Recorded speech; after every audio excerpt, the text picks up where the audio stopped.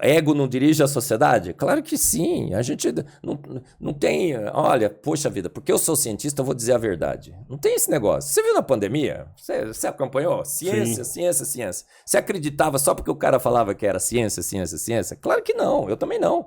Eu queria ver se era mesmo. Cara, mas então, se a gente pegar, por exemplo, a anta e o elefante ali, eles não são... teoricamente, o mesmo animal. Vamos falar do chimpanzé? Porque a comparação que eu ia fazer... chimpanzé é melhor. Teoricamente, o homem e o chimpanzé.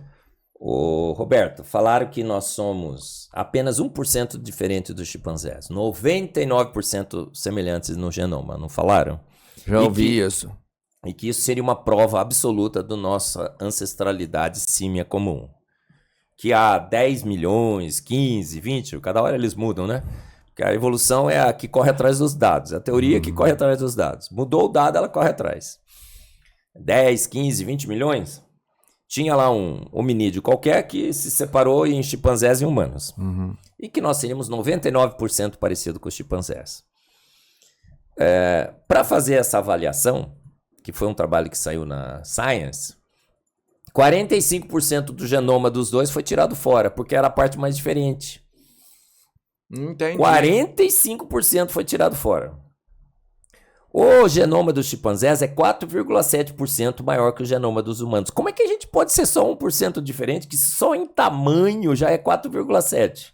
Ninguém contou isso pra você. Contou, Roberto? Nunca. Contou, Rodrigo? Só em tamanho é 4,7%. Tiraram 45% do genoma fora. Tudo que era diferença foi atenuada. Esse aqui não conta. Esse aqui não conta. Só a semelhança que foi ressaltada. Chegaram e falaram para o mundo, somos apenas 1% diferente dos chimpanzés. Olha só. Agora, apenas 1%? Se fosse 1% só, qual é o tamanho do nosso genoma? Vamos lá, Rodrigo. Não aperta. Pô, é igual uma galáxia aí. É, igual uma galáxia. É 3,2 bilhões de pares de bases. Quanto que dá 1% de 3,2 bilhões? Cara, dá tempo pra caralho, né? Se fosse 2%, 600 mil pares de bases. Isso é um Big Bang evolutivo. Mas o pior é que a gente foi pegar todo o genoma agora, sem essas manipulações que eles fizeram, e fomos comparar, dá até 33% diferente. Eu ponho no meu livro, Fomos Planejados, eu discuto isso. Isso dá 1 bilhão de pares de bases. E você pode dar uma eternidade que dois seres não vão se diversificar em 1 bilhão de pares de bases de mutações que contribuíram para a sofisticação do ser. Cara, com 1 bilhão de pares de bases, dá pra gente montar um boneco novo ali, ó. Né? Dá pra nascer um outro ser ali, que não é nenhum e nem outro, né? É uma brincadeira. Eu falo, precisaria de 2 eternidades evolutivas pra gente se diferir em 1 bilhão de pares de bases. Pior, foram comparar agora não mais a genômica, mas a proteômica, o quanto a gente tem de proteínas. Fizeram um estudo em sílico, só com os bancos de dados, a gente é 80% diferente em proteínas. Acabamos de terminar um projeto no Mackenzie, no meu laboratório, que a gente pegou sangue, plasma de chimpanzé e humano, pools de 16. Fizemos uma comparação com a tecnologia mais avançada que tem para proteoma hoje no mundo. Sendo extremamente conservador, porque a gente precisa ser, senão vão criticar, quanto que nós somos diferentes? 66% diferente em proteína. Nosso cérebro é 4 vezes maior. A gente fala, a gente raciocina, a gente fala e escuta, porque a gente tem 2 regiões nos nossos neurônios, regiões neuronais, uma é a região de Broca, outra nunca lembro o nome, que controla a fala e controla o entendimento da fala. Chimpanzé não tem essas regiões. Ele nunca falará. Os biólogos falam, não, sabe por quê? É porque a laringe, a faringe, que se mudar um pouquinho, eles vão começar a falar. Nunca falarão. O papagaio fala. Fala. O Monark falou essa aí. Professor, papagaio fala. Papagaio não fala. Você já viu um papagaio aqui? Chama um papagaio para fazer um podcast. Ele só repete sons. Ele repete sons. Emite sons repetitivos que ele aprende. Mas ele não fala, ele não conversa. A gente transpira pela pele, eles transpiram pelo pelo. O cromossomo Y, foram comparar. O cromossomo Y de humanos é 100% diferente dos chimpanzés. 100%. O branquinho do olho. Por que a gente tem branco no olho? O fundo branco. E o chimpanzé tem fundo escuro. O dele é mais... O dele é escuro. Porque animais precisam fugir das suas presas. E o animal, o predador não... precisam fugir dos seus predadores, né? Presa eles pegam. É verdade. Os predadores, o que acontece com os predadores? Eles Não sabem onde é está bom olhando. que ele não veja para onde você está olhando. Então o fundo preto é um sistema que Deus colocou lá para disfarçar, certo? Agora a gente é branco por quê? Porque Deus quer, a Bíblia diz que ele vinha no final da tarde conversar com o homem, ele quer ver se você está olhando para ele, né? Se não está olhando, falou, olha aqui, né? Nós somos seres sociais, totalmente diferentes. Então eu tenho uma lista imensa lá nas minhas palestras, eu já dei chimpa teu humano? Absolutamente não. Como é que a gente fica anunciando para o mundo que a gente evoluiu e que o chimpanzé é nosso parente evolutivo? Não tem nenhuma evidência. Caiu isso daí totalmente. Somos seres totalmente distintos de chimpanzés. Já se fez algum transplante de órgão de chimpanzé para humano? Não. Somos parecidos, não somos? Mas eu tava pensando, na hora que você falou, eu pensei talvez no plasma mesmo ali, de uma parte do sangue. Às vezes a gente conseguiria. Zero. Não dá, né? Não dá. Foi o plasma que a gente usou na nossa comparação. As proteínas do plasma do chimpanzé e do humano, 66% diferentes. Porque se a gente tivesse algum grau de parentesco, por exemplo, né? Não seria difícil isso. Ó, o transplante. Nunca fizeram um transplante de um órgão no chimpanzé para o humano. Fizeram outro dia de porco. Tipo, eu ia falar, do porco já deu certo. Acho que o rim não foi. Olha só, Roberto, como que é a mídia hoje. A mídia anuncia um dado pró-evolução e ela nunca anuncia que aquele dado pró-evolução faliu. Fizeram o transplante do órgão do porco, certo? O homem estava em que condições? Morte cerebral. Fazia um mês já. Para conseguir transplantar o fígado, acho que foi o fígado, né, que eles transplantaram, foi. Nocautearam o sistema imunológico do homem. Porque ele estava morto mesmo, certo? Só vivia por vegetar. Estava vegetando, na realidade. O cérebro já tinha ido. Outros truques lá que eles fizeram. Puseram o fígado começou a funcionar. Anunciaram ao mundo, olha, meros mamíferos, somos meros mamíferos, parente de chimpanzé. A gente é muito mais parecido de porco do que chimpanzé mesmo. Eu digo que só os palmeirenses que gostam disso daí. Não, porca tua mana, né? O que aconteceu? Em um mês, o cara morreu. O cara já estava morto. Mas ele morreu por causa do transplante.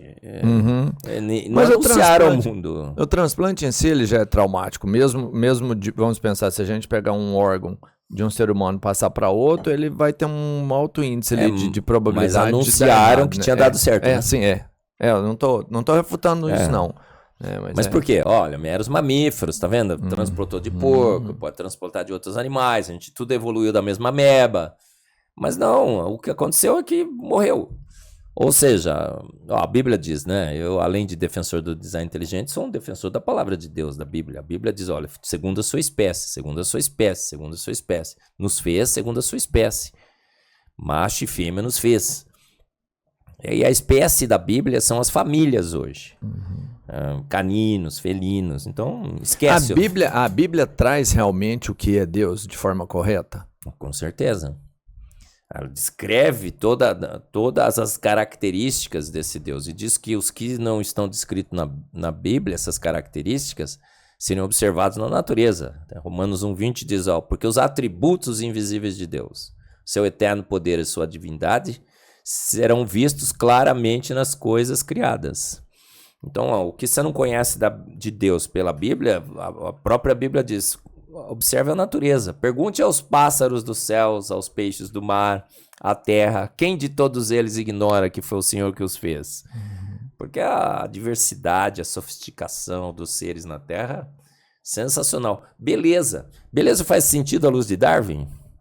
Tem o Rodrigo Pena Firme e o Daniel Trindade no Design Inteligente que fazem palestras sobre beleza. Me diga, era bem melhor a gente ser feio, não é? Mais feinho do que nós já somos, não sei se era bom ser feio, nunca fui.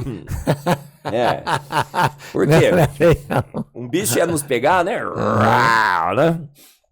Por que tem coisa bonita no mundo? Não faz sentido. A beleza não faz sentido à luz de Darwin. O pavão, por exemplo, eu falo nas minhas palestras, um bicho totalmente sensacional. E aquela cauda é meio um estorvo. Ele não... Até que ele voa, hein? O pavão voa, mas não tão bem. Então Darwin, olhando o pavão, falou assim, nossa, não pode ser seleção natural. Não pode ser a sobrevivência do mais apto. Isso daí está atrapalhando ele. Muito mais pesado, visível, né? Aí ele disse, isso é seleção sexual.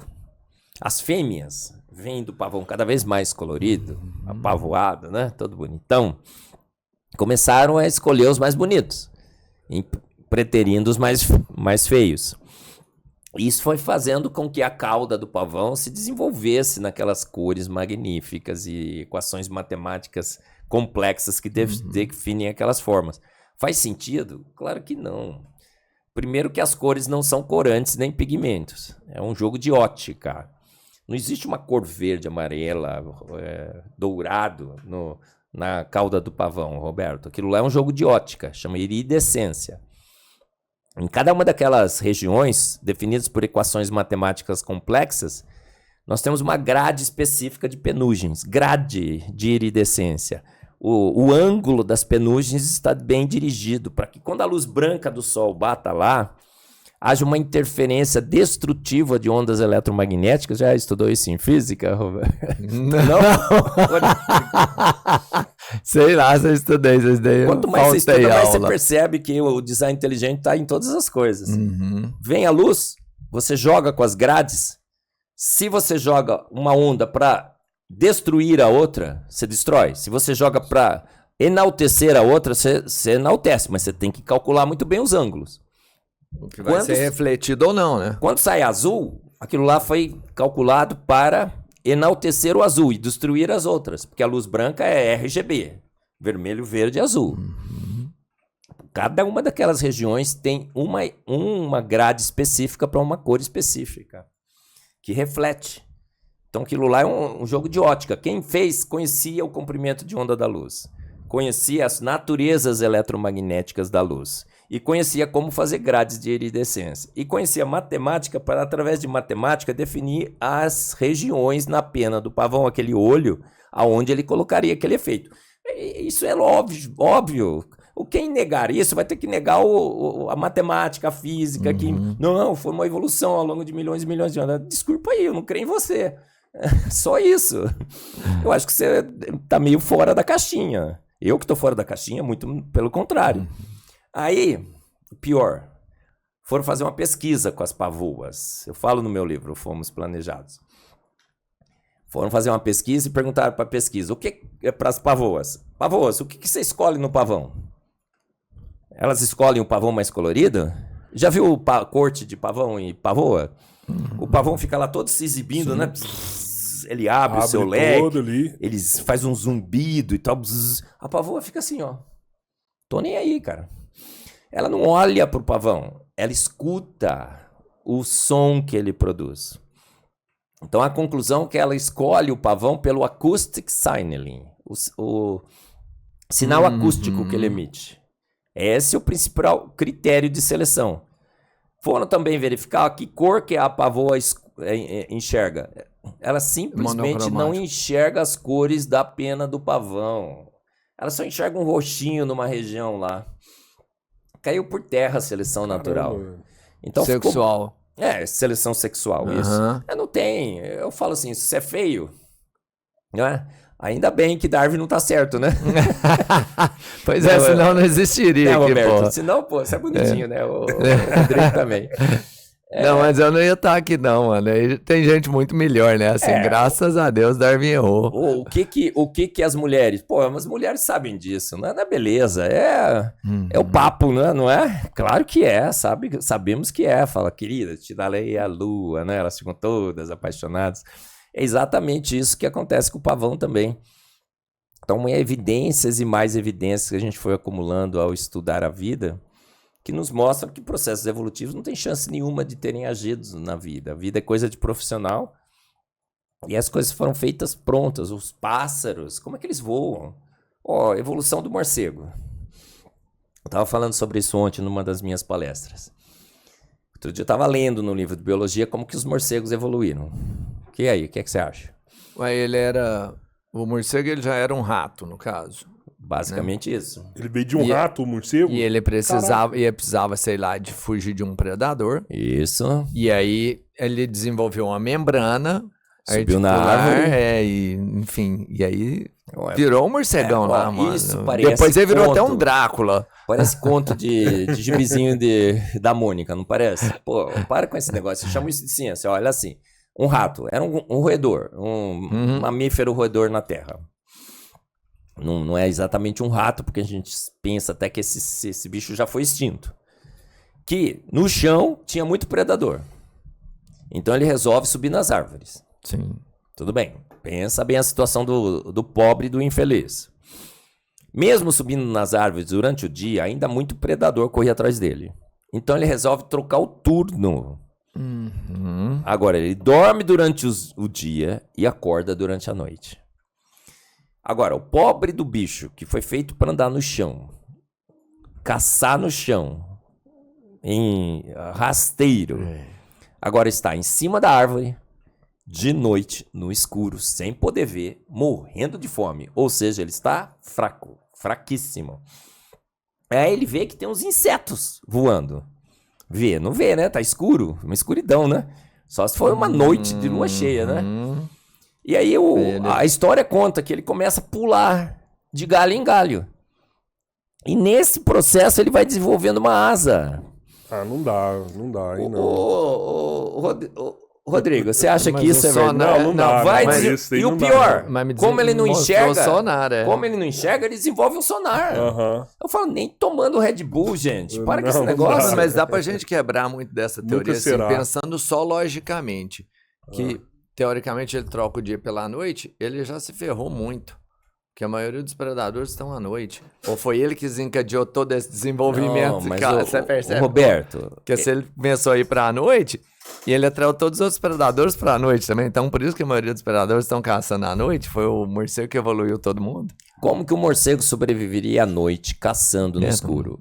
Se ele tivesse sido feito com asas e com radar. Concorda? Sim. Desde o início. Não, aí pra ele tá bom, o jogo tá certinho. Sim. Tá jogando em casa. Se ele tem radar e se ele consegue voar, a noite é perfeito. Tá jogando em casa. Agora, enquanto ele não desenvolveu essas coisas, agora, quantos milhões e milhões de anos teriam que passar para que esse bicho pulando de árvore em árvore começasse a...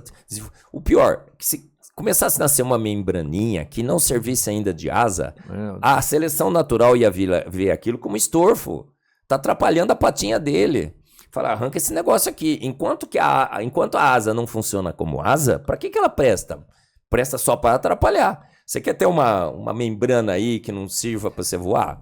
Você vai falar, arranca essa porcaria, não? Você vai no Procon no outro dia. Com certeza. Então essa é a história evolutiva que o pessoal quer me convencer, Então, que é melhor que a do design inteligente. O que eu acho é que eles falam assim, fica muito assim, pô, você tem que ter muita imaginação pra você acreditar que seria a fé, né? Você acreditar em uma coisa assim que você não consegue comprovar.